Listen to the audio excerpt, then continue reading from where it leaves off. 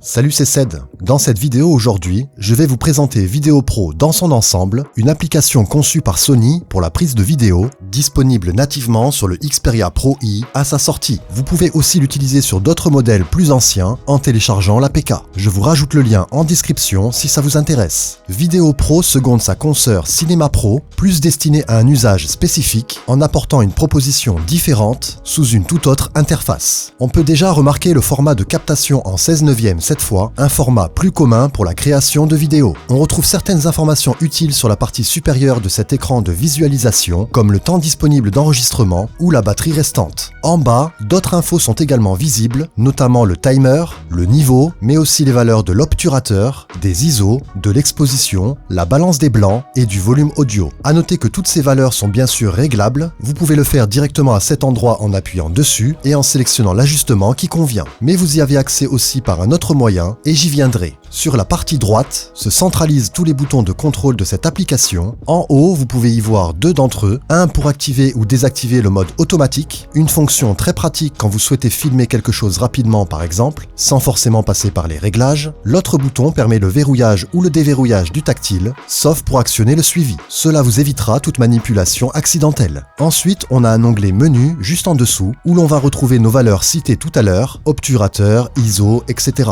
Mais aussi les différentes focales, le réglage de l'ouverture, réservé au Xperia Pro I dans ce cas, la fonction HDR si vous souhaitez l'activer, les fréquences d'image de 24 à 120 images par seconde, le mode ralenti, les différents marqueurs avec la grille des tiers notamment, la lampe pour mieux éclairer votre scène au cas où, ainsi que la stabilisation que vous pouvez couper éventuellement lors de l'usage d'un gimbal ou d'un trépied. Vous noterez un léger crop dans l'image en l'activant, c'est à prendre en compte selon votre utilisation. Vous avez également une deuxième page de réglage dans ce même menu, vous pourrez y ajuster comme tout à l'heure la balance des blancs, les ISO, l'obturateur, l'exposition, mais aussi régler l'audio, plus précisément les volumes d'entrée et de sortie, sans oublier le bouton d'activation de l'autofocus sur le visage et les yeux. Je vous conseille de désactiver ce paramètre en cas de chauffe excessive de votre appareil. On a fait le tour de ce que nous propose ce menu, passons à l'onglet d'à côté, celui des paramètres. On retrouve dans cette partie d'autres réglages pour votre prise de vue. Vous pouvez entre autres imposer une limite pour la montée des ISO, changer de codec en ayant pour choix les H264 et H265, et aussi nommer vos fichiers et choisir la destination pour leur stockage, que ce soit en interne ou sur la carte SD. Sont présents également d'autres réglages pour l'audio, notamment la possibilité d'ajouter un filtre anti-vent et d'opter pour une prise de son en stéréo, parfait pour capturer une ambiance, ou en mono, si vous souhaitez plus canaliser l'audio. Il est possible aussi dans cette section de paramétrer une fonction attitrée pour les boutons, comme la touche appareil photo ou celle de volume, que j'ai personnellement configurée pour le zoom. L'étalonnage du niveau est également disponible, comme le jumelage d'une télécommande. Et si vous souhaitez tout réinitialiser, c'est ici, tout en bas. Pas mal de réglages, n'est-ce pas? Dans la pratique, cette configuration sera plutôt unique à effectuer. Vous userez la majorité du temps des réglages basiques que vous trouverez en raccourci au niveau du visualiseur et que vous pouvez cacher grâce au bouton Display si vous le souhaitez. À noter que la mise au point peut se faire automatiquement et avec le suivi, mais également manuellement à l'aide du curseur dédié juste ici. Un autre curseur est disponible à côté pour zoomer numériquement et cela pour chaque focale disponible. Dernière chose, la prise de photos pendant vos enregistrements reste possible grâce à ce bouton. On a fait le tour de ce que nous propose Vidéo Pro en termes de réglages et fonctionnalités. Si vous êtes habitué à vous servir de caméra, vous vous y retrouverez, je n'en doute pas. Par contre, si vous êtes plutôt débutant, que c'est votre premier Xperia, peut-être qu'un approfondissement sera nécessaire pour tout comprendre et utiliser cette application à bon escient. Dites-le moi si cela vous intéresse, et si vous êtes nombreux à le vouloir, ça pourrait se faire, pourquoi pas. En tout cas pour moi, Vidéo Pro m'offre tout ce que j'ai besoin de plus sur un smartphone, même si quelques fonctionnalités manquent encore, comme le focus picking ou les false colors. Ça viendra peut-être, qui sait. Personnellement, je ne vous cache pas que je préfère cette appli à Cinema Pro, certes différente, mais trop spécifique à un type de projet, en espérant vous avoir guidé pour mieux retrouver et comprendre ce que vous rechercheriez. Sur ce, on se dit à la prochaine,